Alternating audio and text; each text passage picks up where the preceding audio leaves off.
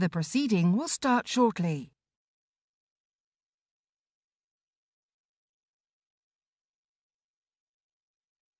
The proceeding will start shortly.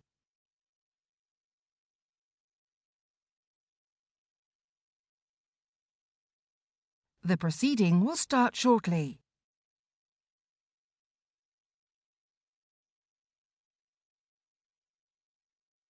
The proceeding will start shortly.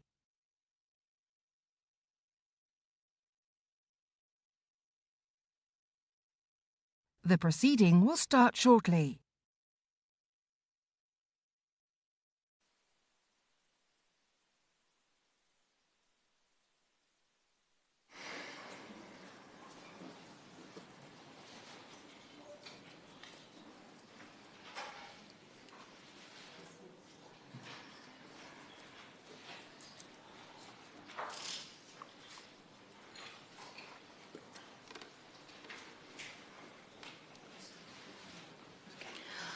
Order, order. Before we begin the debate, I just want to put on record that we are delighted to see so many members of the public in the public gallery here for this important debate. Would ask that we make sure that everybody's phones are turned off and that we do keep noise to a minimum to allow members to enjoy the flow of debate, and for those watching at home. Order. Martyn Day to move the motion. Thank you, Ms Bardell. It's genuinely a pleasure. Thank you. It's genuinely a pleasure to serve under your chairmanship today. I beg to move that this House has considered e-petitions 605030 and 622284 relating to the acceptance of cash by retailers, businesses and public services. The petitions before us attracted over 58,500 signatures, between them having closed on the 5th of July 2022 and the 10th of March this year, respectively. Before I move on to the debate, I would like to thank the creators and signatories of the two petitions. Their actions have meant that we are here today to debate an issue which is clearly of interest and concern to many people across the UK. The petitioners call upon the government to make it illegal for retailers and services to decline cash payments and require all businesses and public services to accept cash payments, with the exception of internet-based businesses. They argue that not everyone wants a digital trail and others simply cannot pay by card. The petitioners also express concerns about the cashless payments creating an enforced dependency on banks and a threat to privacy as people cannot make anonymous payments. They stated that if we wish to uphold freedom of choice and the right to privacy, it is imperative that we protect the use of cash. Yep, certainly. For giving way. In response to the Petitions Committee's online survey, 61% of respondents said that they use cash to help with budgeting, and in light of the cost of living crisis by way of tracking their spending. Does my honourable friend agree that the UK Government must recognise and protect cash as a tool that is helping people to survive the cost of living crisis? My honourable friend makes a very good point, and indeed I would emphasise that not only is it essential for many people budgeting, it is most essential for those on lower incomes and the elderly or those with disabilities that need that facility most. Before you progress, I thank my honourable friend for taking an intervention. As you mentioned a moment ago, freedom of choice is absolutely imperative. Currently we need cash and we need card, but we have to make everyone comfortable with the direction of travel. Would my honourable friend agree that what is required is an education programme akin to the one we had back in the day when we introduced decimalisation? Well, looking at the average age of the person in the room, I may have to explain what decimalisation actually is. I'm grateful to my honourable friend for that. I can perhaps giving my age away, tell him that I came in with decimalisation. And I do recall the ready reckoners that elderly relatives had as child toys that I had to play with many years ago. Yes, I think an education programme would be helpful. I think where we will be 20 to 30 years from now is a very different place than we are today. But here and now, there is a real demand for cash, and particularly for many of the vulnerable groups, such as disabled users who would need cash and perhaps don't even have their own bank accounts as at present. Yep. Just in case he's on the phone. Referring to those of us with more experience. There was a time in 1971 when I was actually selling coin-operated tea and coffee machines, where someone wrote in saying the elderly would find the new coins difficult. The elderly don't live forever. Could the change be postponed until they were all dead? I think the more serious point, which I think will be shared across the House, is that people should not be excluded from being able to buy or pay for things just because they haven't got a card or they haven't got an account. There are many people who rely on the use of cash, and those businesses that don't need their custom ought to be told you should have it, because you shouldn't exclude people just because they aren't up to date or a 14-year-old with a debit card. The Father of the House makes a very valid point, and one that I will echo a number of times during my speech as I perhaps make progress if there's no other interventions.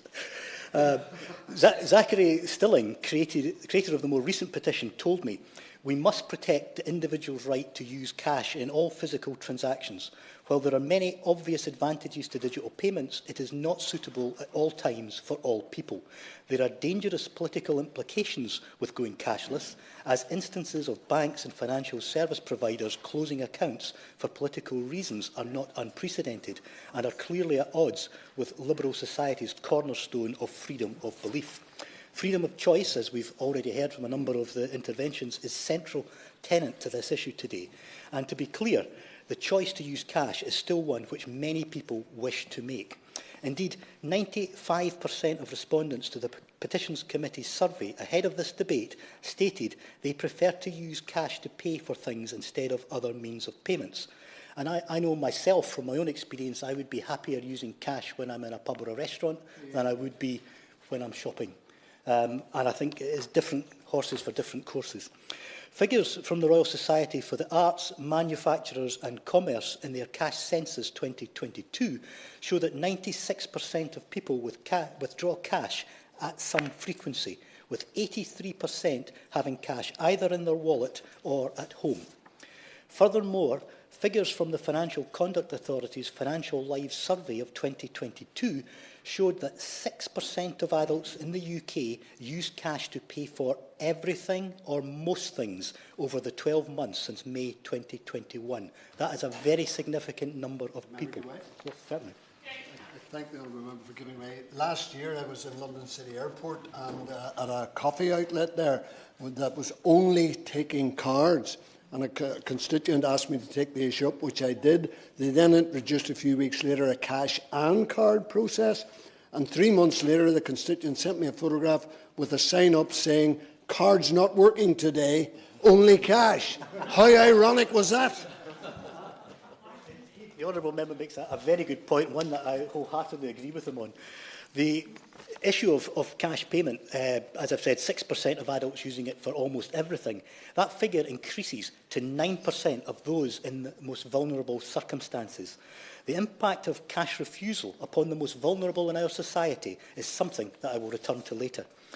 Whilst the COVID-19 pandemic undoubtedly impacted payment habits, there has been both a sustained, albeit partial, recovery and stabilisation in trends around the use of cash, as noted by the Bank of England in their 2022 Q3 bulletin. The bank also noted that the value of banknotes in circulation remains close to a historic high, a fact which reflects that up to 60% of the population are holding more cash as a store of value. Beyond freedom of choice, there are other clear benefits to using cash too. One benefit for retailers is that unlike card schemes where they must pay set-up and transaction fees to providers, with cash every penny goes to them. Another benefit which should not be underestimated is the role cash can play when other payment methods fail, as the honourable member illustrated. I'm sure that many of our constituents have had the experience of being unable to use online services or cards in the face of a card rejection, IT glitches or system outages. I can give an example from my own personal life. When I visited a friend who was recovering from hospital surgery, I stopped for fuel on the way, which was lucky for me because I had no cash in my pocket, my card was accepted, and when I got to their house I had an email from my bank telling me they thought there was a suspicious card transaction and they'd stopped my card. Had I bought fuel on the way home, I would have no means of paying for it. So it is essential. Yeah, certainly. Figures show that 70% of people prefer to use cash because they're concerned about the privacy of alternative forms of payment, and 49% said they use cash because they're concerned about fraud. Does my honourable friend understand these worries that a move to a cashless society could mitigate consumer privacy and may leave sectors of society more vulnerable to fraud? Yes, my honourable friend makes some very good points, and I agree entirely with them. It would appear to be something which concerns very many people, and research from which has shown that 82% of Scottish consumers are likely to keep cash in case electronic payments are down. Would the honourable gentleman give way? Certainly. The honourable gentleman is making a powerful case about the importance of having the choice to use cash. Does he also agree that a fundamental part of this debate is, in order to have the choice to use cash, access to cash is at the basis of all that we're seeking to do here? Yeah, absolutely. And I'll come on to that in my speech, but that is a very well-made point, and one that I hope the Minister takes cognizance of. There are also those who have valid concerns about electronic payments in relation to privacy. In an age of technology, of algorithms, digital footprints and cybercrimes, it is understandable that some, indeed perhaps many of our constituents, would prefer the financial privacy offered by cash transactions. Indeed, some of those constituents who wrote to me in recent weeks to raise this point, many stated they regard barriers to using cash as a violation of their right to privacy. Clearly, cash remains an important and valued part of our transactional landscape, and as such, the ability to both access and use cash must be protected. It is, in its response to both petitions, the Government states that it does not plan to mandate cash acceptance, instead making provisions through the Financial Services and Markets Bill to ensure reasonable access to infrastructure such as withdrawal and deposit facilities. Of course, the availability of such infrastructure is very clearly a concern for both consumers and businesses. In Scotland, for example, 53% of bank branches have closed since 2015, and since 2018, 20% of Scotland's free-to-use ATMs have also closed. In many communities, banks have withdrawn completely, often leaving the post offices as the last place in town to do basic banking. Yes, certainly. Banks that are closing, but my bank is still open on my high street, but it still will not give cash, and you are directed to the post office. Does he not agree with me that it's absolutely appalling that we've got branches on our high streets that are claiming to be there, but actually not facilitating the services that customers actually want? Absolutely. My honourable colleague across the chamber there makes a very good point, one that leaves me flabbergasted that a bank isn't dealing with cash. It just beggars belief, and I thank him for making that point. These are issues which need to be addressed, but protecting access to cash is not the same as protecting the right to use cash, a right which for many amounts to an absolute necessity. For some of our constituents, not being able to use cash is a profound barrier in everyday life. Cash can be a vital means of budgeting. And as noted in the 2019 Access to Cash Review, this is especially the case for those on lower incomes. The Cash Census 2022 identified that there are cash users who are highly dependent upon cash for budgeting and who would struggle to switch to digital payments. It concluded that 15 million people in the UK use cash to budget. This is backed up by the responses to the Petitions Committee survey, in which 61% of respondents stated they use cash to budget. Earlier, I touched upon the impact of cash refusal with regards to vulnerable groups, and this is an issue I will return to now. On this subject, the Access to Cash Review drew a stark conclusion, identifying that more than 8 million adults in the UK would struggle to cope in a cashless society, stating that for many people in the UK, using cash is not a matter of choice, but of necessity. This review highlighted poverty as the biggest indicator of cash dependency. Dependence on cash is also closely tied to barriers around digital connectivity, for example, those living in rural areas and those who have low or no digital engagement. In their 2022 policy briefing on the subject, Age Scotland raised the importance of cash for older people, highlighting how many on low or fixed incomes prefer to use cash to budget. Age Scotland also noted that 140,000 adults in Scotland do not have a bank account. and that 34% of the over 60s do not use the internet.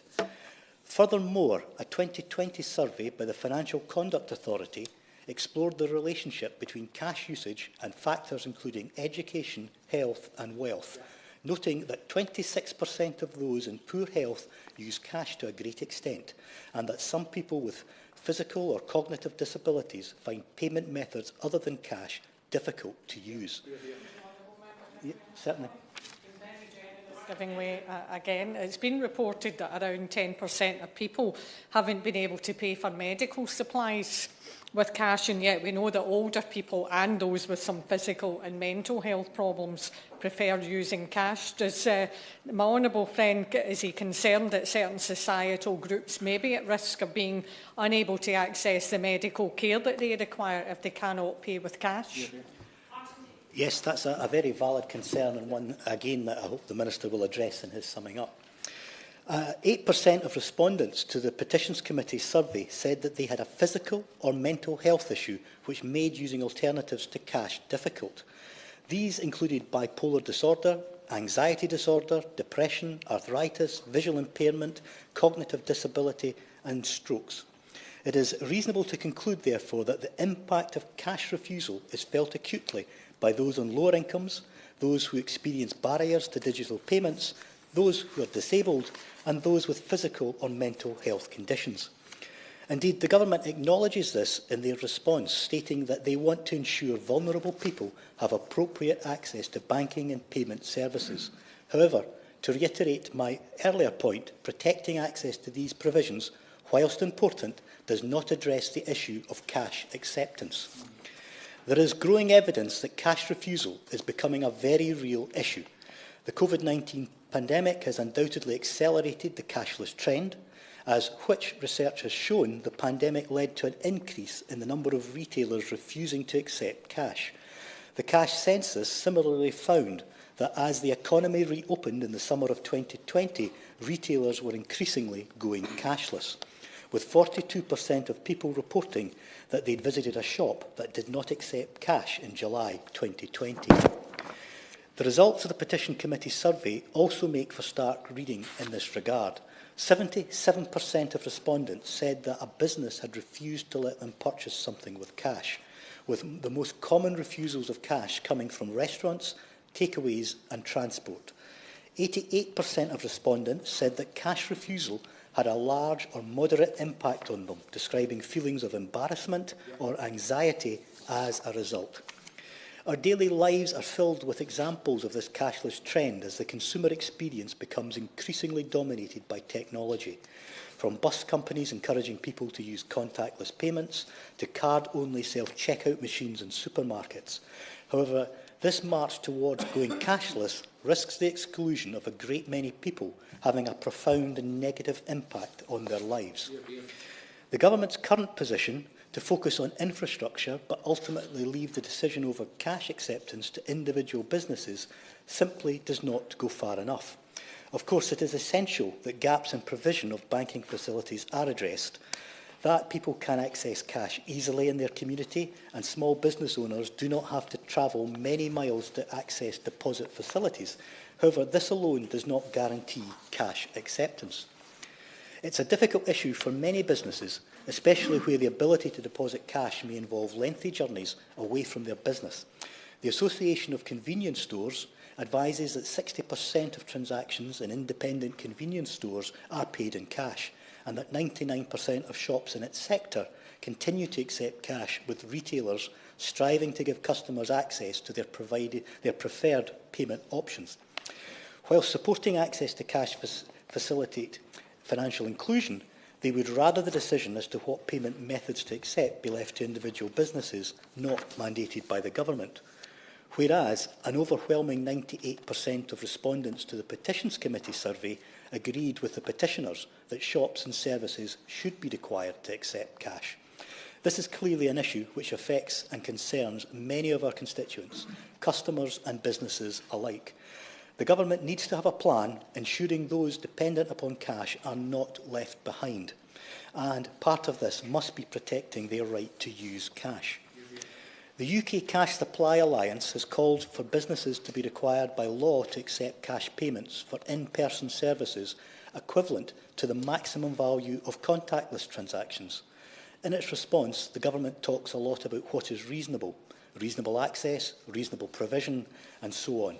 And indeed, ensuring individuals and businesses have easy and convenient access to banking facilities is not only reasonable, it is essential. However, in my view, a requirement to accept cash for lower value transactions is also reasonable. Having the certainty that when you walk into a shop or a restaurant, your cash will be accepted is reasonable, and for many it is vital. Surely the government can and must act to protect cash access and the ability to use that cash, and the ability of businesses to easily deposit that cash. These are very much connected issues and they must be equally addressed.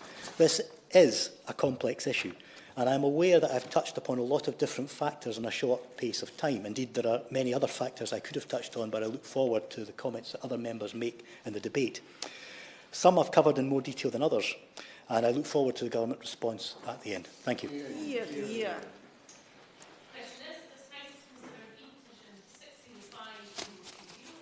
22284 relating to the acceptance of cash. I now call Duncan Baker. Thank you, Madam Chair. I want to thank my honourable friend for such a good speech, and the member for Linlithgow and East Falkirk for hosting this debate today. You're discussing a topic which is something that I find of great interest. In a previous life, not many members realise I was a businessman, but also a postmaster, or the legal title of a postmaster. And as such, understanding retailing as I do, the access to cash is an absolute necessity in all parts of society, particularly, as has been mentioned before, in rural communities. Therefore, it's important, I think, that we discuss the thorny issue that's already been touched on of banks and their willful negligence in closing their branches on our high streets up and down the country, despite all of the changing public behaviour and also of traders accepting cash as payment. And despite the advancements of technology and those changing consumer behaviour patterns, it's absolutely clear to me that the acceptance of cash should absolutely remain a vital option for the foreseeable future. The country at large, the public, are just simply not in a position to close that door off at the moment. All the research that has ever been conducted in this area points that people must be able to still access cash. Indeed, in 2021, I presented my own banking services post office bill. It didn't get very far, but nevertheless, I presented it, and essentially what I tried to do was ensure that banks are required to offer their banking services for their customers, including, of course, the provision of cash, via the post office network. The 11,500 post office branches up and down the country on our high streets seemed like the right place to be the authorised financial services dealer to enable cash to always be accessed on our high streets. And, of course, give way. I thank the honourable member for giving way. Cambuslang in my constituency was honoured to host a bank hub through the pilot scheme between post offices and the high street banks to help protect community access to cash at a time when more and more banks were facing closure on local high streets. And the hub in Cambuslang Main Street has been a great success and very popular with constituents. Does the honourable member agree that more bank hubs could be funded, should be funded for communities in need? I thank the honourable member for her question. Yes, bank hubs would be a very good idea. I do believe, and the Minister will probably correct me at the end of this, that the government has initiated putting bank hubs in and throughout the country. But my point with using the post office network, it is already there. There's already 11,500 post offices on our high street. Instead of a sweetheart deal with banking services between the post office and the government, legislate, make it absolutely fundamentally legally binding that post offices must always be allowed to offer banking services, so that you don't have some bank at the drop of a hat withdraw its services because they don't like the deal that they're getting with the post office. Put it in stone so that people and consumers always have that offering on the high street. Now, indeed, the ECB found that in 2022, cash remained the most frequent method of payment at 59%. Yet, despite that, and despite all of the research that we've outlined, we continue to see a steady decline of bank branches on our high streets. 736 bank branches closed throughout the UK in 2021. In my constituency, I remember some of the closures that were proposed through Barclays. The research indicated that the reason for closing is because of the drop in footfall. And when I said to the bank team that presented the find, I said, we've had lockdown. We've had the ability for consumers not to be able to go to the bank. You cannot possibly use that as an excuse to shut a bank branch because they said there's a drop-off in footfall when the public have been prohibited to even access our towns and villages. Absolute madness. In the east of England, specifically, we have seen a decrease of 39% in the number of banks between 2012 and 2022. The far-reaching impacts that this has had for those rural constituencies such as mine, especially in an area where there are many more older people living, I have the oldest demographic in the entire country, causes huge concern throughout places such as my constituency and all those other rural areas because, again, all the research shows that the vulnerable and the elderly are simply not able to go cashless at this moment in time.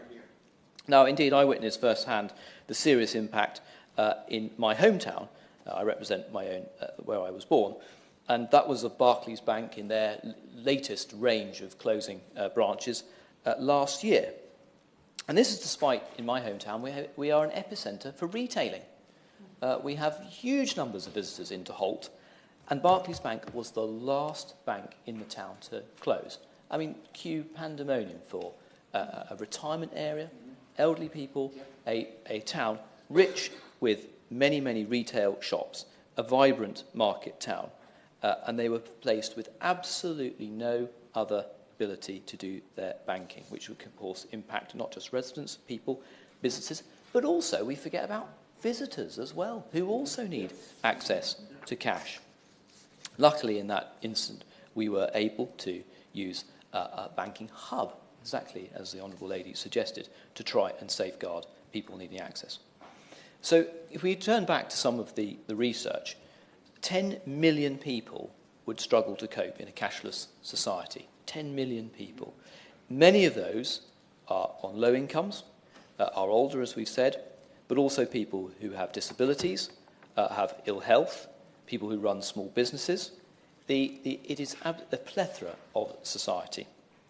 So by preserving the physical infrastructure, as I've mentioned, through a post office type situation or a banking hub, we also preserve the right for those who are most vulnerable to use cash to make sure that they also can be looked after.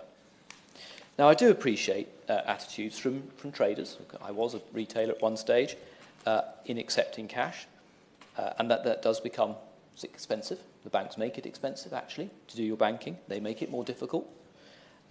If banks shut, you then have to use courier services. Courier services then charge for it. There's a delay in that deposit coming into your bank. I do understand that actually it's far easier to try and dispel away using cash. But that does not mean to say it's the right thing to do. So even so, limiting the acceptance of cash payments, and we know puts pressure on people, they would become financially excluded. And whether or not we can actually, as a government, enforce the preservation of cash payments in a free market may well be something that is very difficult to do. But therefore, what the government should be doing is straining every sinew to incentivise providers to make sure they do still preserve the continuity in accepting cash payments.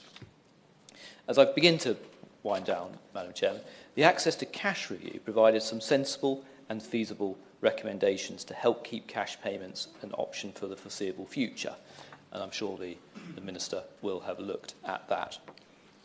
The crux of all this is that I recognise at some point, one day, cash will begin to fizzle out, but we must make it absolutely fundamental that we help consumers for as long as physically possible, because it is absolutely necessary. That isn't about stifling technology or progression. It is still a fundamental basic requirement that millions and millions of people up and down the country still need access to cash. The use of cash will always play a vital role for many people at this moment in time, from budgeting, for helping people who may have poor spending habits. It's a great way of being able to help people manage their bills. By keeping that viable option on the table, it will help support those who are on low incomes, vulnerable people, as well as our high streets and our small businesses. I don't think that it should be something that we begin to dismiss and wind down. I think the crux of this is not only keeping cash in circulation, but also making sure the government plays its part in ensuring there is a proper, viable infrastructure for the cash to circulate. And that means doing something to try and legislate the banks, whose corporate social responsibility has gone out the window as they have dwindled and closed as many branches as they can around the country. And that has got to be something we address as well. Thank you. Thank you. And I call Drew Henry. Thank you, Chair. It's a pleasure to serve under your chairmanship. And can I thank my honourable friend from Linlithgow and Falkirk East Falkirk, I should say, for securing this important debate, and of course the Petitions Committee, and most importantly the petitioners who allowed this to come today. This is about compelling the acceptance of cash, and there's been some very important points made about the fact that this has real implications for budgeting for people across many households there. But at the heart of this is a systematic reduction in the availability of cash, which has accelerated the refusal of cash. Because if cash is going out of being taken out of the system, of course it's going to make it more difficult for businesses to make that choice. That doesn't mean they should be allowed to make that choice to refuse cash, and actually cash should and continue to be an important part of the system. I will give way, yeah. Making such an important point there, that the reduction of banking facilities, especially in rural areas like his and mine, have accelerated this move to a cashless society because, of course, as he rightly mentions, the banking costs and depositing of cash for businesses is becoming even more harder and more expensive. Would he agree with me that in this conversation we need to ensure that perhaps government, but certainly banking services, should be retained in rural areas, including deposit, to make it easier for small businesses in particular to continue to accept cash?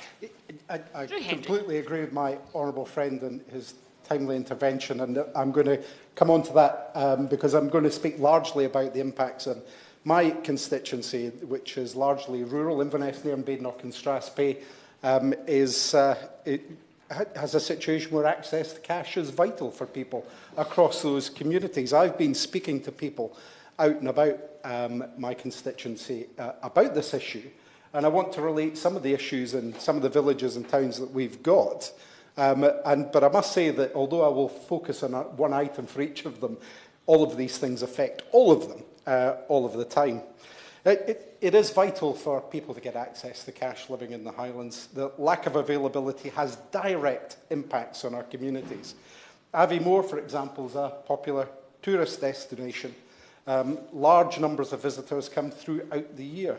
Cash not only means additional spend there, but the lack of it can restrict add-on sales, because not everybody wants to tap their card, but if there's an opportunity to spend some cash, they will on smaller purchases sometimes, as well as some larger ones with it. And impulse buying is also restricted in that same way. All vital in an experience-based economy, like we have, where visitors come to enjoy those different activities that they can take part in. In Kingussie and Newton, more like Aviemore, they're in the Cairngorms National Park area, there's limited infrastructure. The closure of bank branches and the reduction in the number of cash machines have made life in these villages far more difficult than it was before. Increased costs of transport, for example, and for many the extreme inconvenience make life challenging and difficult, especially for those with no access to private transport. And of course, precious little access to public transport as well. In Granton-on-Spey, also in the Cairngorms National Park, they rely heavily on tourism as well, but they're directly affected by the access to cash. I can relate a personal experience last year where the Granton Show, the big showpiece event of the year, in Grantham, where people come from not only miles around, but from countries around the world to come and experience the Grantham Show. It's a fantastic event. But by the opening time on the Grantham Show last year, Grantham-on-Spey had run out of cash. The paltry cash machines that were left in the village after being stripped out by the removal of the banks and other cash machines there had actually run out, and all of the shops that were able to issue cash were saying, we haven't got any more that we can give out here. That was before the thing had got into swing. So it's immeasurable. It's impossible to judge the impact that had on that key day for the local economy about having no cash. In Nairn, they've been badly affected by bank closures and the reduction in the availability of cash. Businesses, whether they're micro businesses, whether they're small businesses, whether they're medium businesses, have all historically relied on cash. And it's been really difficult for a number of businesses there, particularly when you look at the struggles in the high street. Now, the locals have performed miracles in terms of being able to keep up the interest in Nairn and being able to be very attractive, and the local bid organisation has done their utmost to do this, but there's no doubt that that's had an impact on the ability of that town to thrive and get going. It restricts Nairn, at least in part, from achieving their potential there. Fort Augustus, in my constituency, is a fantastically picturesque village in the southern end of Loch Ness, and many older and disabled people there are telling me that they rely on cash. It's a serious issue where mobility is affected for people. It affects people's ability to, as I said earlier, to manage their financial affairs and to participate in social and economic activities in their local area. And we haven't even touched on those younger people who haven't got to the point where they can access a bank account, to tap their phone or a card or whatever, and who often start off in the situation where their pocket money is quite rightly given to them in cash, so that they can start to learn about money. And as my honourable friend said earlier, that education, the ability to handle money and actually count it out, is a vital part of financial education for people. So restricting the availability for cash has unintended consequences that we just can't get to just now. But they don't have that access to plastic.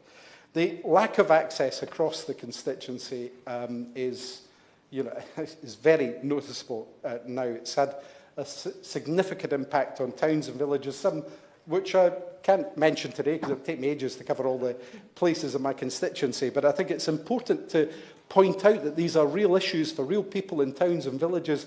And I know that will be in common with other honourable members around these tables today in this chamber, where these things are affecting them in their rural constituencies too. Tourism, businesses, young people, older people, those with disability. This is an issue of sustainability for lots of these communities. It is an issue for them. And, when I hear about, a banking crisis, the government will absolutely jump into action to protect those banks from a banking crisis. Where is the same activity for supporting our communities in a banking crisis, where they don't have the banks anymore, where they don't have the access to cash anymore? Where is that activity? Where is that energy?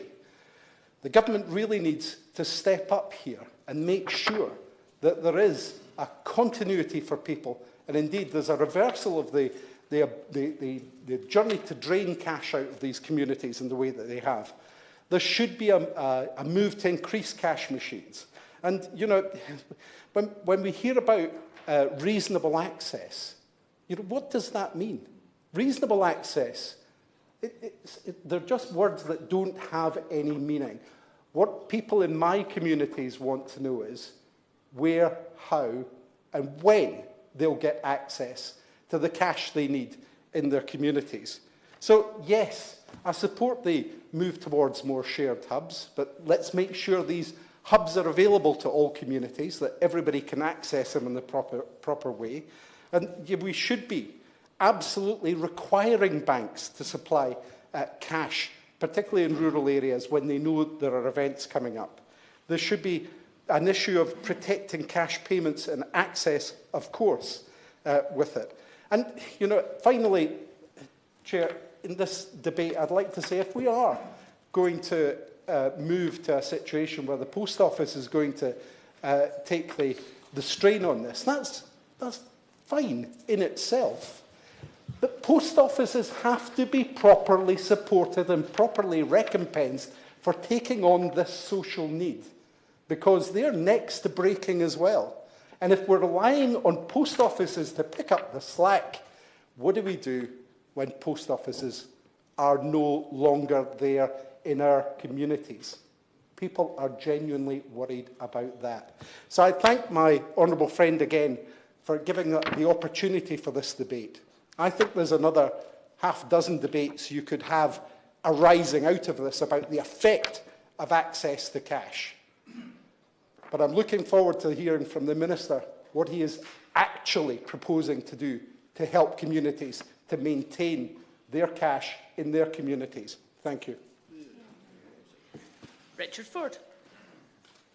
Thank you, Ms Bardell, and it's an honour to serve under your chairship. And I thank the honourable member for Linlithgow and East Falkirk for introducing the debate. When I was a child, I was scratching around the earth in Somerset, and I happened upon what I thought was a stone, but it turned out to look a little bit more like a flat pebble, and it was in fact a Roman coin. And reflecting on that today, it strikes me that we have spent 2,000 years in this country handling real currency. Notes and coins in more recent years have been with us for such a very long period of time. So I'm alarmed that in our generation we might see the end of real hard currency. And lots of very real concerns have been expressed by Right Honourable and Honourable members already this afternoon. But thinking about rural areas like mine, it is the plight of older people that I am most concerned about.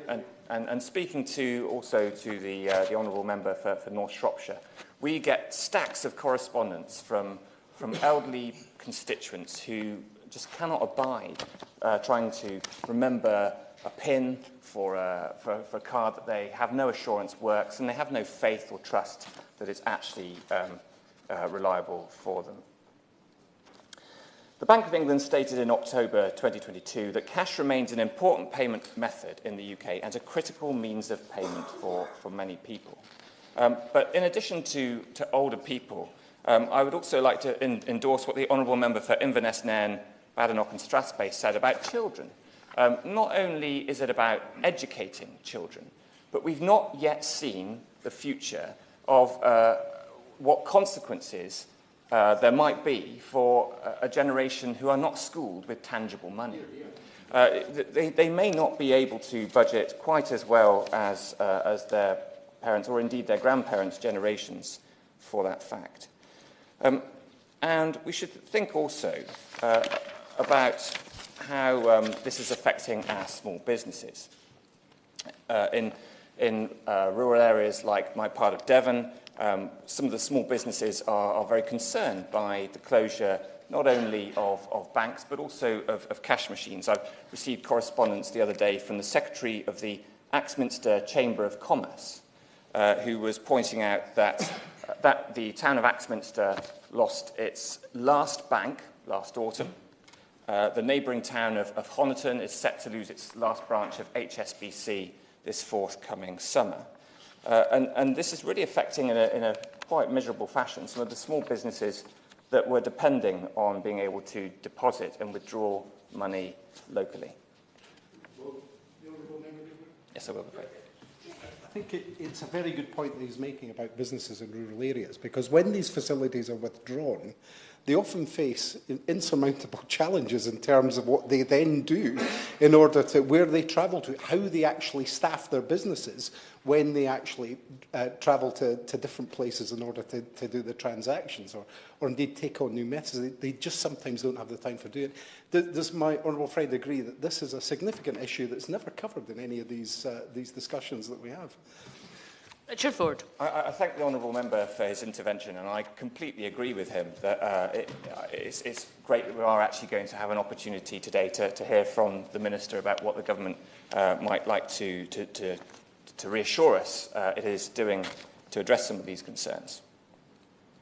We've got to make sure that nobody is locked out of our society simply because it is seen as easier for others to use electronic payments. Some people are more inclined to give to charity or to leave tips if they can do so with notes and coins. I'm also curious to know what the government thinks of tax evasion in relation to tangible money. Is it the case that when the government is thinking about phasing out cash, it has one eye on how VAT is paid by small and medium-sized enterprises? Is this a factor when thinking about how we will have access to money in the future? So, just drawing my reflections to a close, I will come back to another personal experience, this time travelling in China. Before the pandemic, I was working in China, and my Chinese colleagues found it really quite hilarious that I brought with me notes and coins, because they were so very used to using Alipay on their mobile phones. And I think in some societies it has become actually really very unfashionable, as in really just passé to use coins and notes. But I'm proud of the fact that we live in a liberal democracy that serves to protect the rights of minorities, and one of those rights ought to be the continued use of tangible cash. Thank you. Well said. Well, Maynard. Thank you, Ms. Potter. I thank the member for Linlithgow on his presentation of the topic. I should declare an interest first in that I'm a member of the Consumer Council for Link, who run the national network of free-to-use ATMs, and are also the body who assess the impact of banking closures on what should be replaced, be it a banking hub in Cambuslang, that young lady mentioned, or some other alternative that I would go on to discuss. Now, the member for Ayrshire North and Arran and I are often in this location discussing this very topic. And if we go back almost 3 years now, we were here originally to discuss it. I made a point then that members will know that this topic is twofold, bring about acceptance of cash and access to cash as well. There's no point accessing cash, as the Honourable Lady said, if you can't spend it. There's no point accepting it in the first place if no one has it to spend either. But this debate isn't really about acceptance of cash. That's a misnomer. It's about who pays for our cash system. Is it the businesses? Because actually, retailers don't get to keep every penny if you pay by cash. There are extra costs associated with handling cash and the cash system that is passed on to consumers. It should be the financial services sector. We don't, everyone boos them quite happily, but we all know what they will do is pass that cost on to account holders, because fundamentally the cost of our cash system always ends up back at the customer.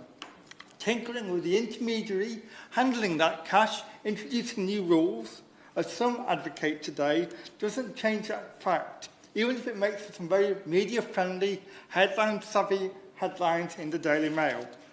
So I will indeed, but I'm not going to take too many, but yeah. He makes a very good point here. Nothing in life is free, and eventually somebody has to pay for it. But when it comes to this question of government policy, this has been something that has been driven by government of all colours for decades now. The most significant move towards a cashless society was the decision of the Labour government to stop people being able to access pensions at the post office by handing over a pension book and insisting that all pensions went into bank accounts.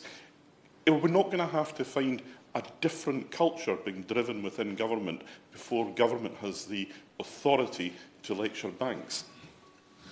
and I take his point, and I'm not lecturing the banks on the basis of being a politician. I apologise if my approach today is going to be technocratic, because I'm not seeking to try and be political here today. The Minister can explain all the government is actually doing on this front. So I know that we've all had substantial lobbying on this issue.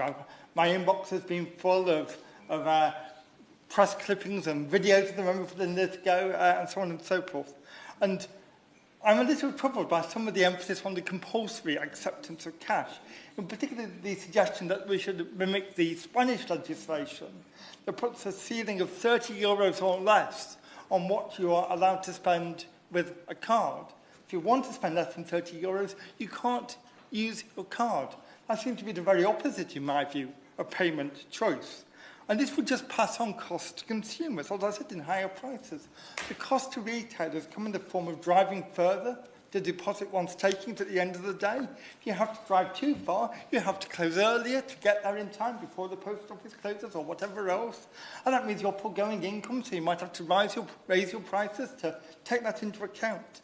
And I've seen, since the pandemic, the signs in shops in my own constituency that used to say, no cards for under £3 or under £5. They've disappeared. That's actually progress, in my view. That's more choice for people. And new technology has made payments both easier and cheaper with the handheld card readers.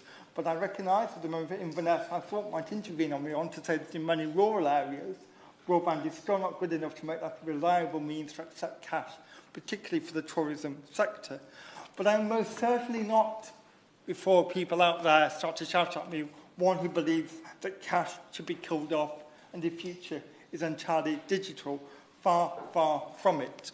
People will still and always need cash, particularly the most vulnerable, the financially vulnerable and the marginalised in society. In my constituency, I represent Blackpool and Cleveland. We are 8 out of the 10 poorest neighbourhoods in the country. I know that they rely upon cash to manage their incomes. Some are nervous about using technology. They may struggle to remember their PIN number or manage their personal finances. They may be amongst the 1.8 million people who are still unbanked and rely on a jam-jar approach to monitoring pots of money for bills, which cannot be done with a card. So I'm really troubled by some of the proposals that have been briefed out ahead of this debate that say that in return for requiring businesses to accept cash, what you take with one hand, you give with the other, which is that they suggest doing away with certain denominations of coins. That fills in with dread, I have to say. They're also requiring what are called exact amount services, which is a euphemism for rounding up. If it's 33 pence, it becomes 35 pence, for example.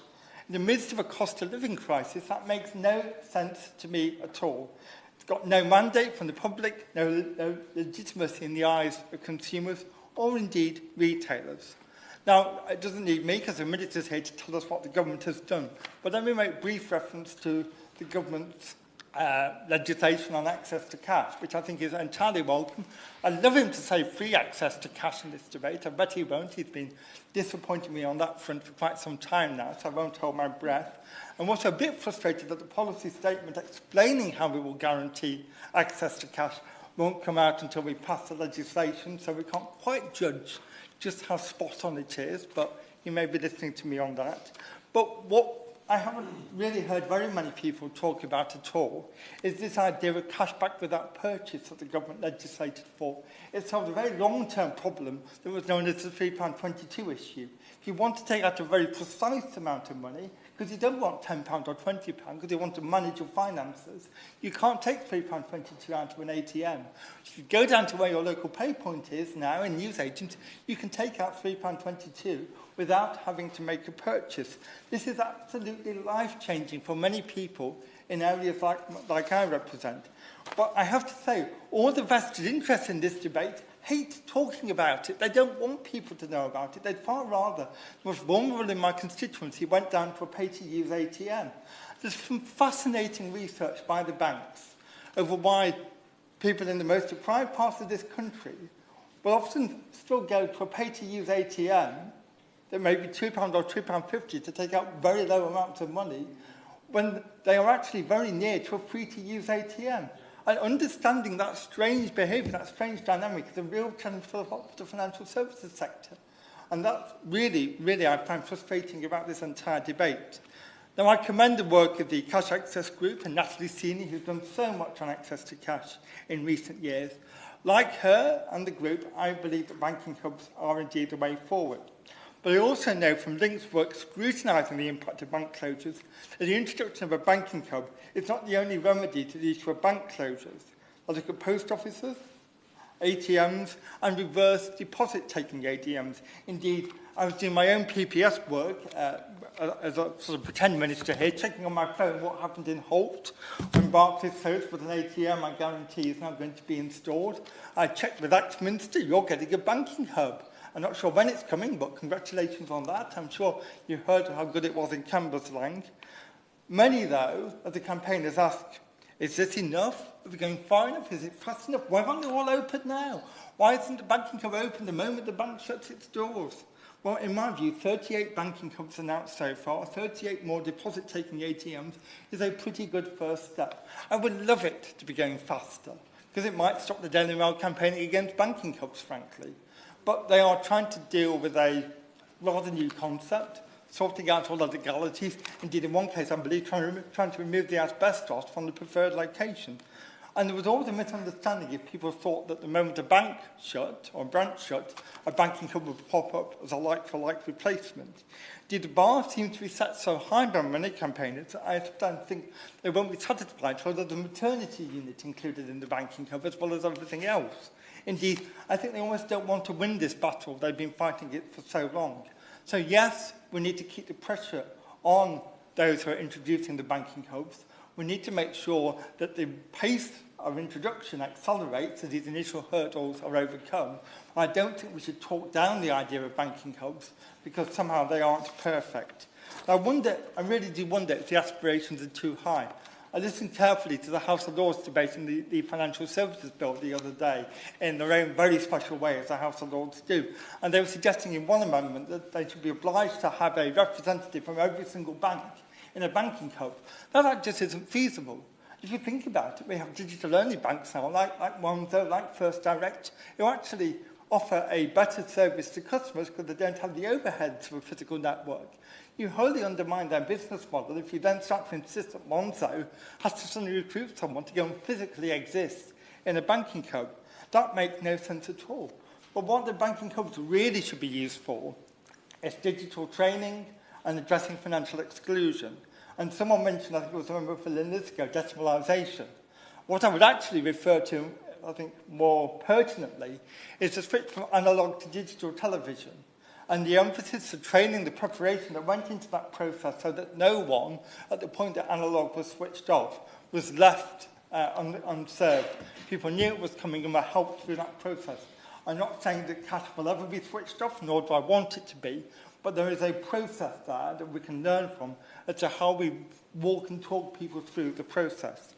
I want to just mention two more final points. One is around deposit-taking ATMs. This may sound a rather anodyne and technocratic point, and I suppose it is, but not all ATMs are equal. And you may have heard me, Ms Mardell, refer earlier to the challenges retailers face around having to go much, much further to deposit their takings at the end of the day. A deposit-taking ATM is fundamental to that. And it isn't always the post office which is a solution. So in Cleveland, my post office is tiny, despite it being a town of 16,000 people. They queue out the door even when there are no financial services activities there, let alone every time a bank branch closes, they have to start using the post office again. I'm speaking to one of my own local postmasters, my nearest post office to where I live.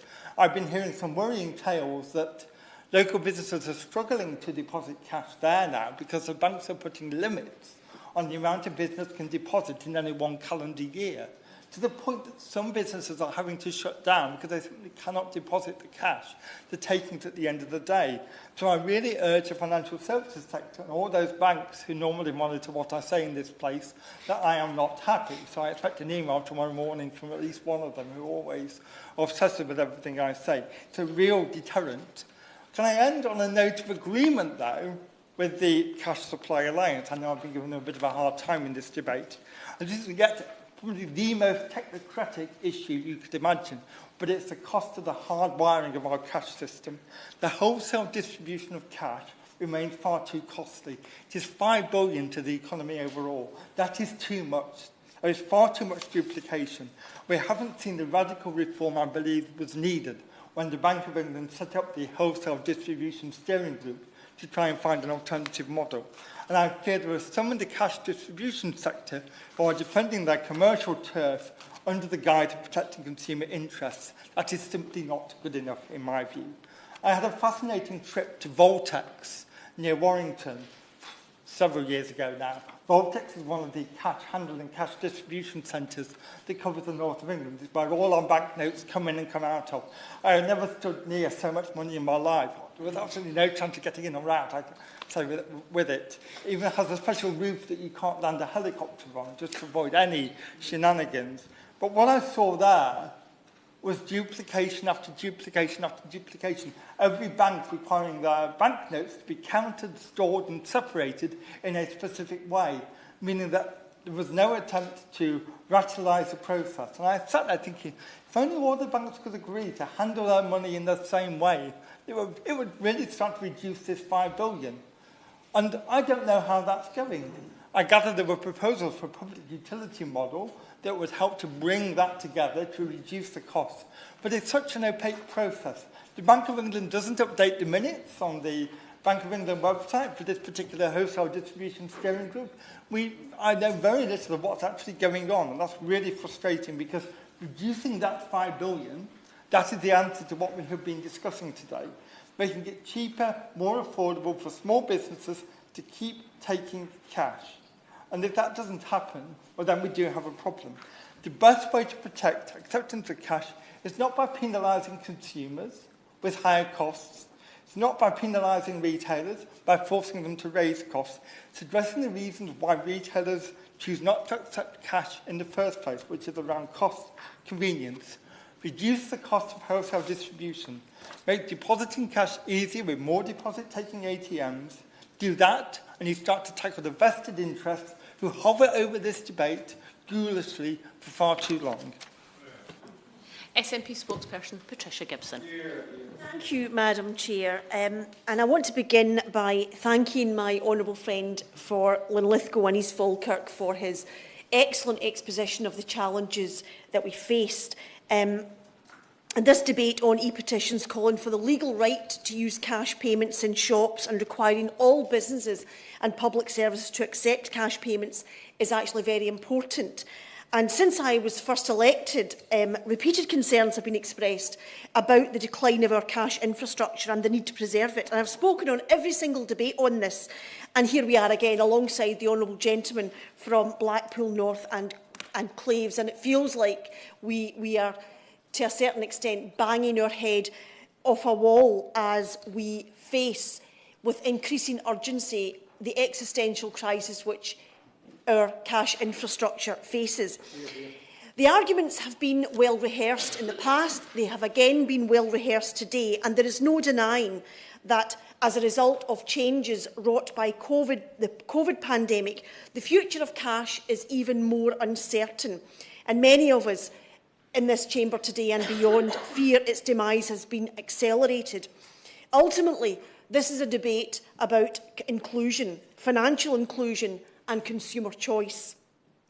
The situation becomes ever more urgent with every debate we have on this issue and with each passing day.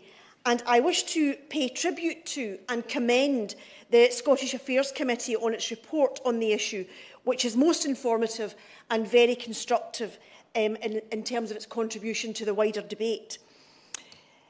From the outset, I think it's really important to underline the fact that the right to use cash, as the honourable gentleman from Blackpool North and Claves said, and others have said, the right to use cash cannot be separated from free access to cash. There is no point, as we have heard, in legally ensuring the right to use cash if there is no reasonable access to cash. And it's important to remember that in Scotland, and more specifically, this debate takes place in the context of bank closures. This matters because without access to cash, it's simply not possible to use cash, and we can't say that too often. 53% of Scotland's bank branches have closed, and in my constituency, the situation with regards to bank closures is nothing less than appalling. Kilbirnie has no bank, Beath has no bank, Dalry has no bank, West Kilbride has no bank, Kilwinning has no bank, Stevenston has no bank, Ardrossan has no bank. Indeed, only Saltcoats Largs and the Isle of Arran has a bank branch in the whole of my constituency. So if we are going to protect the cash infrastructure, we need a two-pronged approach, protecting access to cash and protecting the legal right to use cash. Overall, Scotland has suffered the highest percentage loss of bank branches than any other nation in the UK. So it's against this backdrop that any debate about access to cash and the use of cash must take place. But alongside this, we see our post offices under threat as postmasters struggle to even make minimum wage. And in all the towns in my constituency, the post offices, because they've got no banks, the post offices play a vital role in supporting our cash infrastructure because the banks have washed their hands. Yet, as an example, the town centre in Kilwinning has now lost its post office. While Post Office Limited is working hard to find a sub-postmaster to take on the franchise, this is proving very difficult and very challenging since it's so hard to turn a profit or even make minimum wage for the franchisee. And of course, it is true to say that the last Labour government closed down a whole slew of post offices, many in my constituency, and stripping post offices of the services that they were able to deliver. All of this has been exacerbated by the winding down of energy support upon which post offices are now currently relying. Of course, it would help if the banks paid postmasters properly for the work they do on their behalf as they abandoned our towns.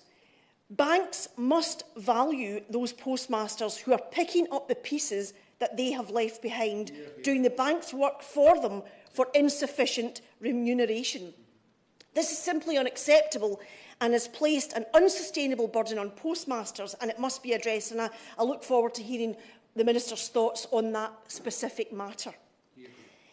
And as if all this, Madam Chair, as if all of this were not enough, we see a worrying decline in cash machines, and especially free-to-use cash machines in communities across Scotland, and especially so in rural areas, as we have heard. The Centre for Social Justice has recently found that 38% of those on low incomes report having faced cash machine charges compared to 17% of all consumers. Now that is what you call a poverty premium. The exploitative practice of a disproportionate number of pay-to-use cash machines in our most socio-economically challenged communities. Access to cash is vital if we are to demand, as we should demand, as we do demand, that it should be a legal right to use cash, and it must be a requirement that all businesses and public services should accept cash. The vast majority of us, as we have heard, use cash often and as when it is convenient to do so. Indeed, for many rural dwellers, as we've heard, there may be little choice due to digital challenges, which may be exacerbated by the weather, as we've seen only in recent weeks, as well as technical glitches which can strike without warning at any time. But for those more vulnerable customers, there must be the option to both access and use of cash if that is what they require and if that is what is most convenient for them. The Financial Conduct Authority has found that over 1 million adults in the UK do not have a bank account. There are also many who struggle to manage budgets electronically, or for those who simply prefer to manage their daily transactions in cash, such as older people, such as those on a budget. These people would face financial inclusion if our cash infrastructure is allowed to deteriorate further. We know during COVID that many consumers were unable to buy what they needed: 38% were turned away when trying to buy food from shops using cash. What happens to those who have no alternative to cash payments? Are they to be abandoned? What happened to the customer being king? Anyone who has ever faced any level of financial difficulty knows that when this is the case, banks cancel credit cards or advice centres giving debt advice advise clients to cut their cards in half. Yeah. And they do that to help them control their spending and manage their budget better, because we know that using plastic can often lead to losing track and overspending. I will indeed. Thank the honourable friend for giving me. Research has shown that carrying cash can help people with gambling issues budget, avoid debt and better control their habits. In contrast, it's harder for people to retain control and keep track of their spending while using debit cards. Does my honourable friend agree that the UK Government must ensure that cash remains a viable payment method to safeguard against the risks of gambling harm? Yes, and of course we expect gambling companies to step up and take greater responsibility for the harm that gambling outlets can cause. And of course we know that there's proportionately more ways to gamble on our high streets in socio-economically deprived communities than in better-off communities, which is another scandal which we really should debate another day. Actually handling cash and seeing in real time what money you're spending is a huge, and I would argue, critical help in helping people budget. How much more so, Madam Chair, when budgets are under so much pressure and so much more precarious during this cost of living crisis, when everything costs more each time you go to the supermarket. That is certainly how it seems to me. And there is, of course, another side to this. Electronic payments incur a cost for firms, especially for those making many small transactions. And this is something that the UK Government should seek to address to help support our overall cash infrastructure. It isn't right that businesses should have to pay these fees. Whilst there was widespread welcoming of the provisions of the Financial Services and Marketing Act, granted new powers to the Financial Conduct Authority over the UK's largest banks and building societies to ensure that cash withdrawal and deposit facilities are available in communities across the country. Many people have said in this debate today, we need more detail on that and we need to know how this will work in practice. So again, I'm hoping that the Minister will tell us more about that when he responds. But it is clear, as it has been clear for a long, long time, and it's been made more clear as we try to get back to normal after the pandemic. It's clear for a range of reasons, which have been well rehearsed today and in previous days, that consumers want and need the choice to pay for goods and services in cash. Consumers must not be forced down a cashless road that they don't want to go down or are simply not able to go down. The Government should uphold this right and protect our cash infrastructure for all the very sound reasons today, and they should do that enshrined in legislation, because it seems to me that that is becoming increasingly necessary. Fundamental to all of this is protecting free access to cash in all our communities. Financial inclusion matters, and the Government has a duty, a moral duty, to uphold this in principle as well as in practice. Now call Opposition Spokesperson Tulip Siddiq. Thank you, Ms Bardell. It's a pleasure to serve under your chairship. And I thank the honourable member for bringing this important and timely debate to the House. And I don't think you have to be of a certain age to appreciate how important this debate is. There was a net loss of 797 banks and financial services shops providing cash and other services just last year alone. While the latest Bank of England data from July 2020 found that 35% of people have encountered a shop that does not accept cash. And this should concern all of us. I've had lots of representation from my constituents in Hampstead and Kilburn who have encountered shops where they won't accept cash, which has proven to be a real problem, as we've heard from members across the House today. A recent report that I looked at from the RSA found that 10 million people depend on cash, and the pandemic, which saw an acceleration in the digitisation of payment services, has made it increasingly difficult for many to pay for the goods and services that they need. We also note that a massive 3.8 million people in financial difficulty and 15 million people in total use cash for budgeting purposes. And the need to protect cash services is only growing in importance.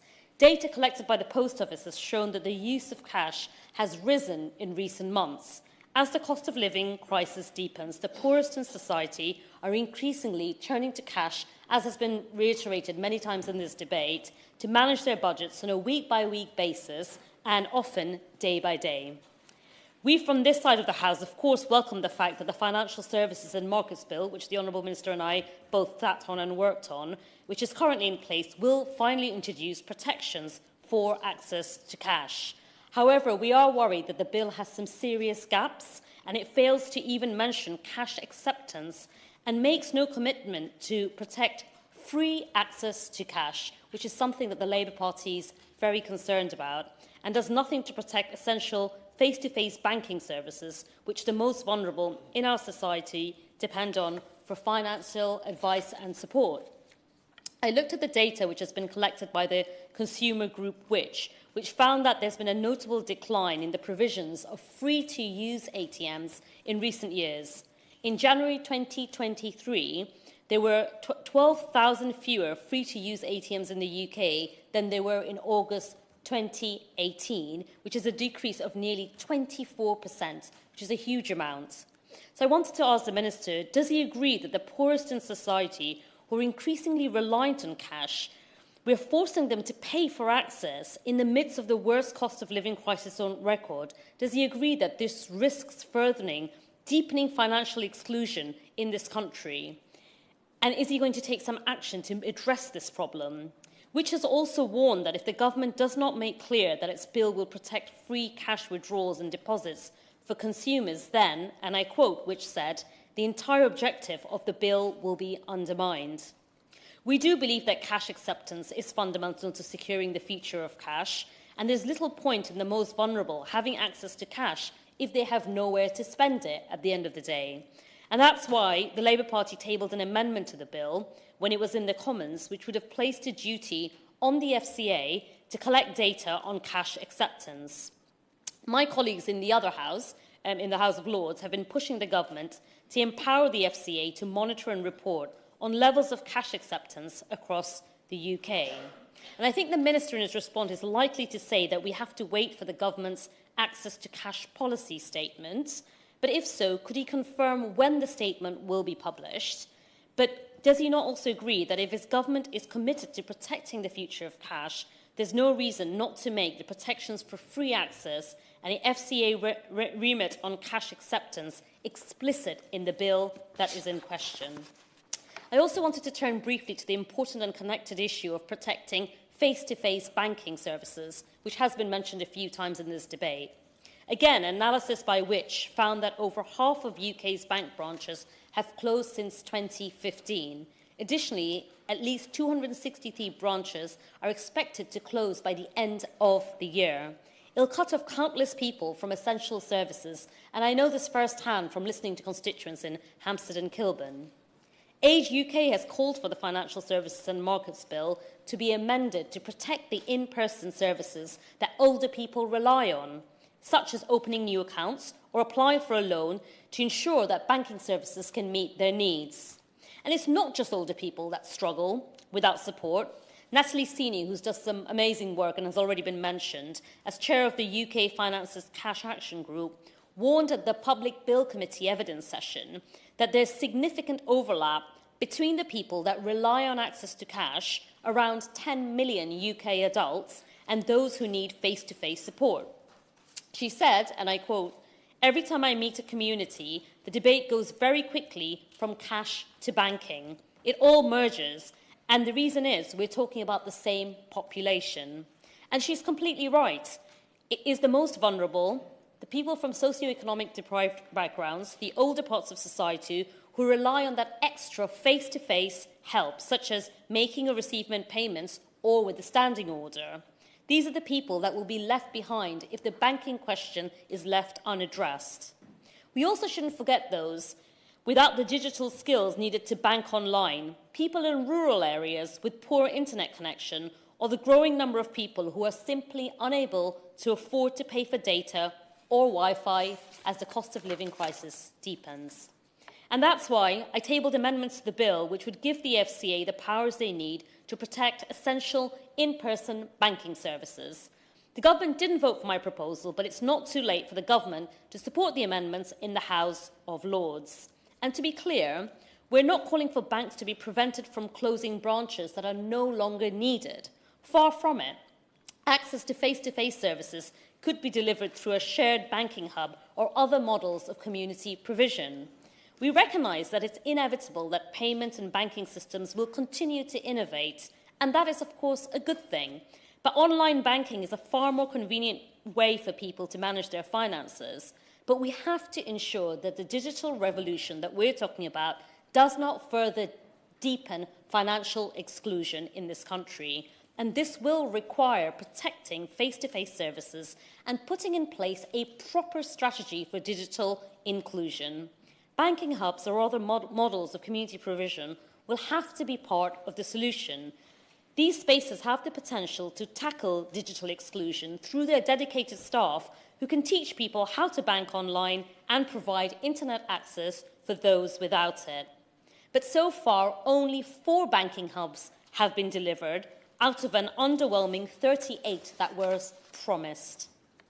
So in order to ensure that no one is left behind, these services do need to be protected, I believe, by legislation. If the government is serious about securing the future of cash, it must listen to all the concerns that were raised today, and also by many of its own backbenchers during the financial services and markets debate. It must empower the FCA to monitor cash acceptance and protect free access to cash. I do hope the Minister will be able to commit to this today, listen to the concerns voiced in this debate, and take heart from the fact that there's so many people in the gallery today who obviously passionately care about this important issue. Thank you, Chair. Minister Andrew Griffith. Thank you very much, Mrs Bardell. It's a pleasure to serve under your chairmanship. It's always a pleasure to follow the Honourable Lady, the member for Hampstead and Kilden. And I want to commend the Honourable Member for Lithgow and East Falkirk on securing this debate, and the many members of the public who signed the e-petitions to rightly raise this very important issue here in the home of democracy, where it falls to us to resolve these matters. I know that he himself has a long-standing issue in cash access and acceptance. We've had a wide-ranging debate today. I want to try and address as many of the points raised by colleagues as possible. As the member said when he raised it right at the beginning, it is a complex issue. It falls to me to inject some balance into the debate as well. For cash is, whilst it has many virtues, and I can assure this House that we recognise for the government the role that is played by cash when other technologies fail. Also, the very real concerns about privacy, the potential for, in a cashless society, for states to control freedom of speech. One of the first issues I dealt with as Minister was the issue around the Free Speech Union and the withdrawal of certain account facilities they had had. But we should also recognise that for its many virtues, cash is expensive to handle.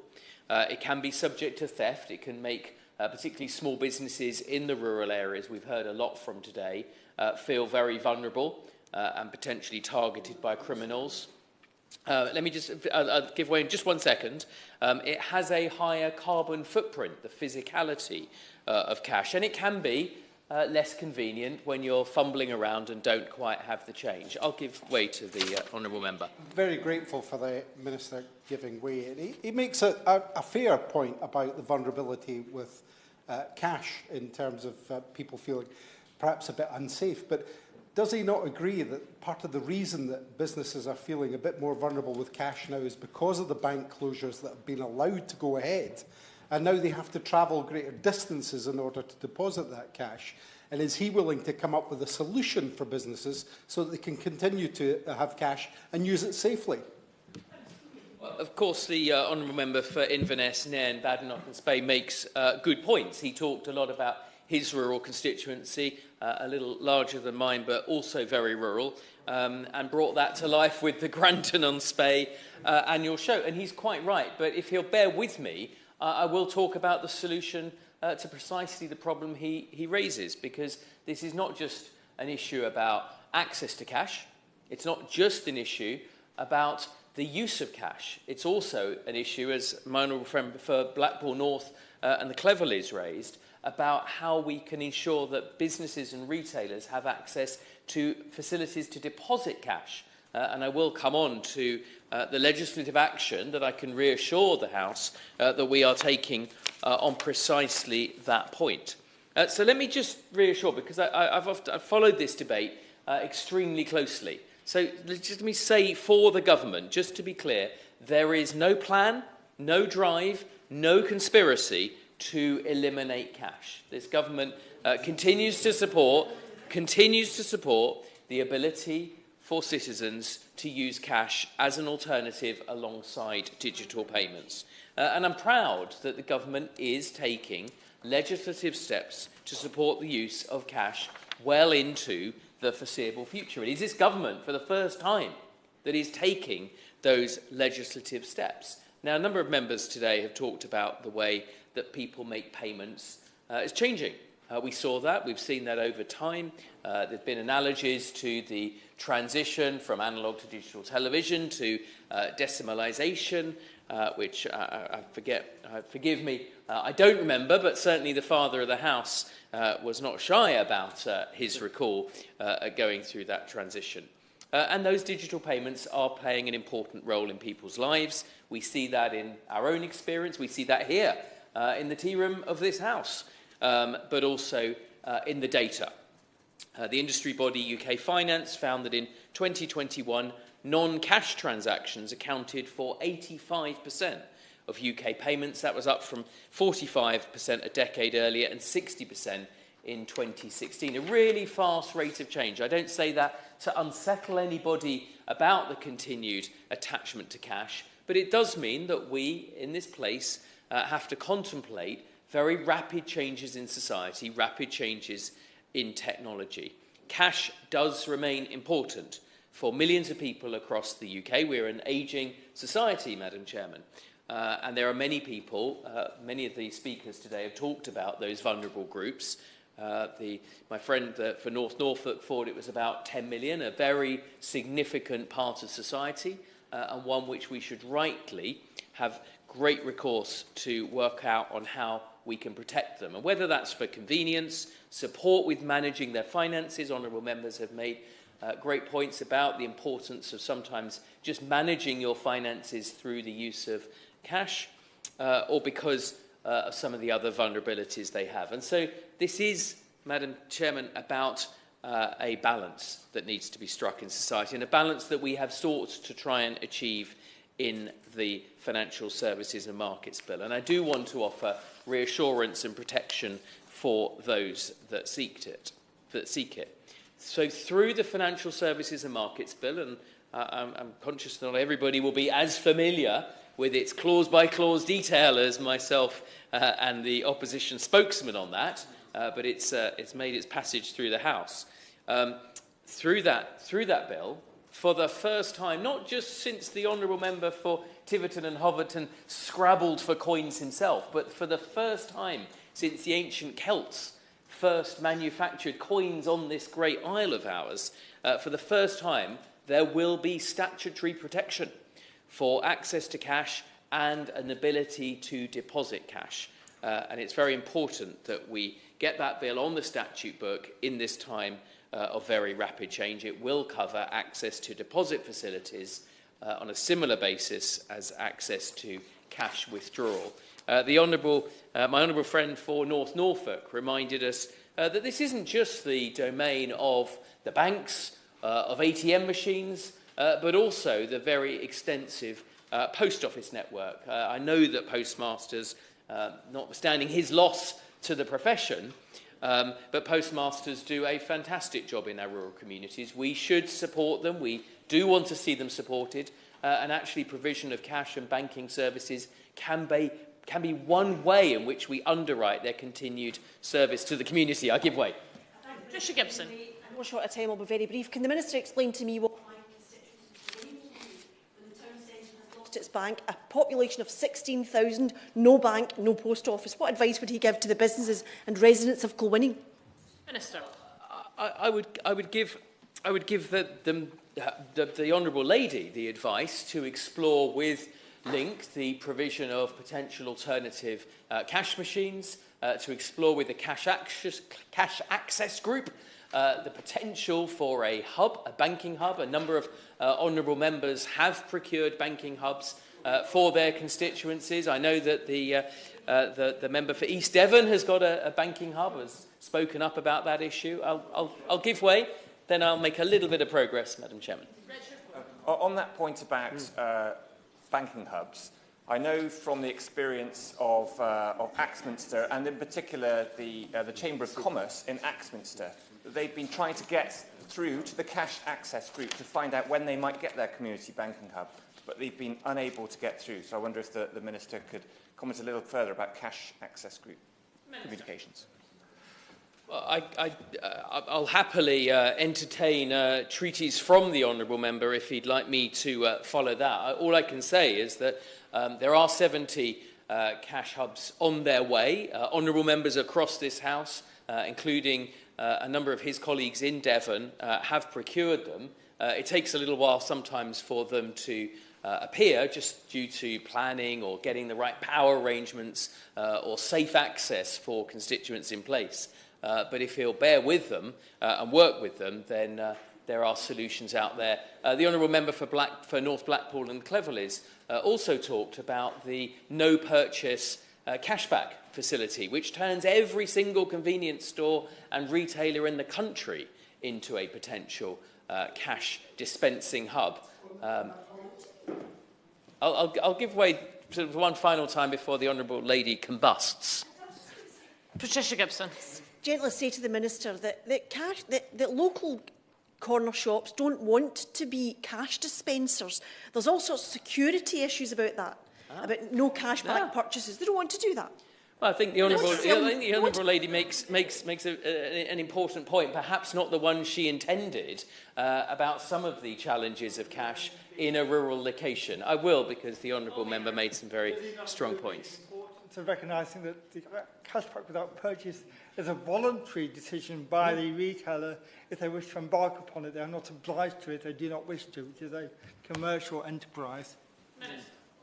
Well, the Honourable Member is absolutely right, and that is one of the principles in how we've approached this, that while we're taking powers in the Financial Services and Markets Bill to mandate access to cash, to cash machines, and remember there is 95% of the population today are within 2 kilometres of a free cash machine. So this is a problem that, whilst it's growing and of concern to some, I'll make some progress because I think I've been relatively generous, Madam Chair, about taking points. Whilst this is an emerging issue and something that it's important that we contemplate for the future, this isn't perhaps such a prevalent issue today, other than when people conflate it with the loss of bank branches, which is understandable, but we are seeing very rapid changes in society. And I want to be clear that it is not the government's position, and I think this is true of the Labour Party as well, and I suspect it's probably true of the Scottish Executive. It is not our position that we will mandate cash acceptance on retailers or on public services. And in fact, it's often public services, if anyone's done battle with a local authority parking machine, or even the Mayor of London's cashless transport system in London, it is not the case that actually it's often retailers, 98% of whom are very happy to continue to take cash indefinitely, particularly if those facilities can be made available. It's often actually public services that are the first to migrate to a cashless economy. I'll give way one final time to the honourable member. I'm grateful to the Minister for giving way one final time, and I'd love him to come to the Highlands and take a walk, a 2-kilometre walk around some of my constituencies and point out where those cash machines are. You know, we always try and find things to agree on in Westminster, the whole debate, so I think I can agree with his earlier comments that his government has no plan and no drive. But what I want to know is, can he tell us of these 70 hubs, I presume across the UK, when will my constituents, across my constituencies in those villages and towns, see those hubs arrive there? Well, it wouldn't be for me to promise any honourable member their hub. That is for them to make the case, but I would simply observe that many other honourable members have been able to make that case successfully, and he's obviously proved very persuasive here today, and I wish him well in procuring a hub for his own constituency. I'll make a little bit of progress in the interests of time. So having the flexibility to respond to changes in the market is important.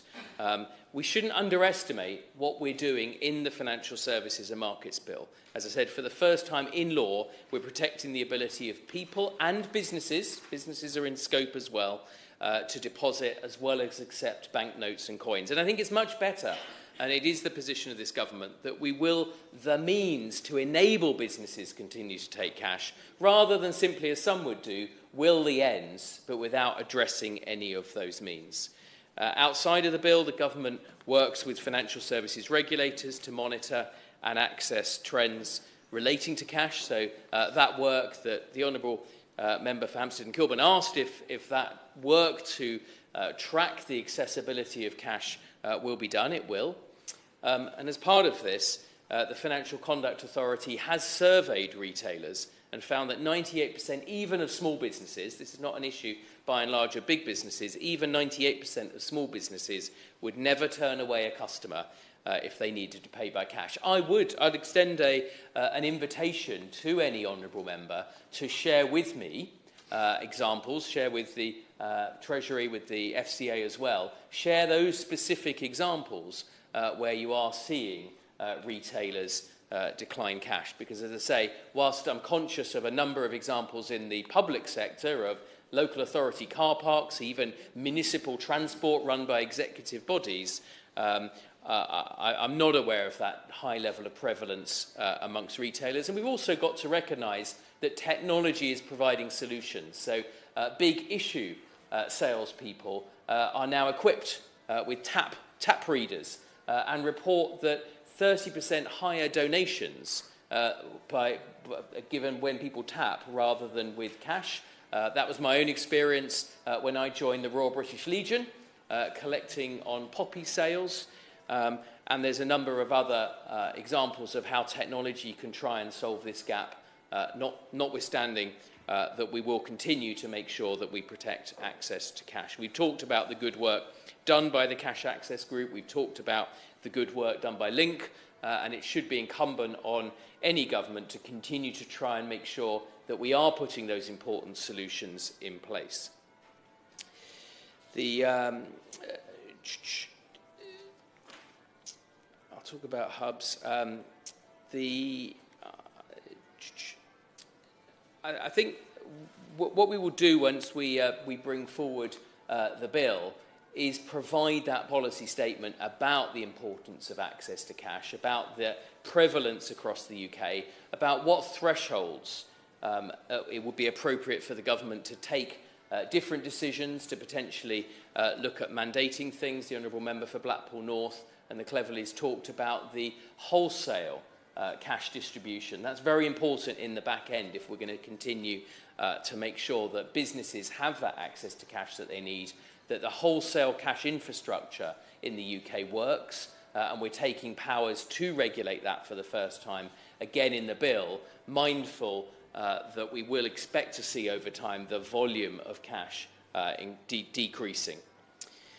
So, having set out what the government will be doing, that important step in taking powers in legislation that will very soon be on the statute book, giving the FCA the ability for the first time to regulate access to cash, that commitment to continue to monitor the situation, accepting that all of us have constituents that we're concerned about, all of us see these very fast-moving changes in society, and with the reassurance that it is not the government's desire or policy to eliminate cash. There's no objective of doing that.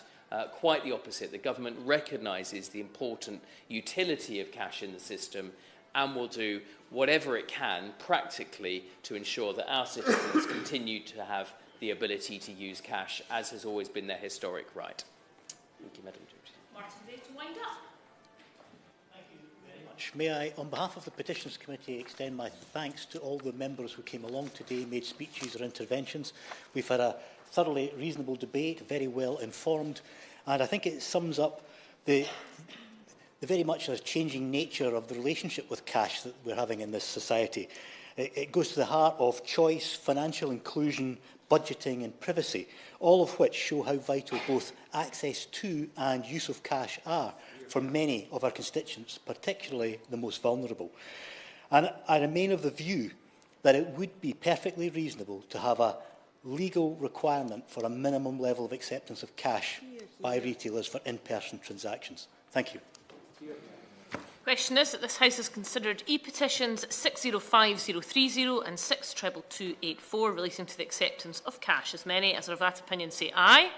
Aye. Of the contrary, no. I think the ayes have it. The ayes have it. Order, order. The sitting stands adjourned. Thank you very much.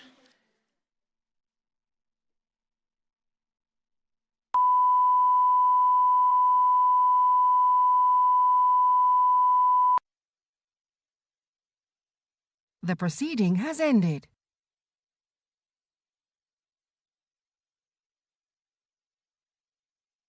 The proceeding has ended.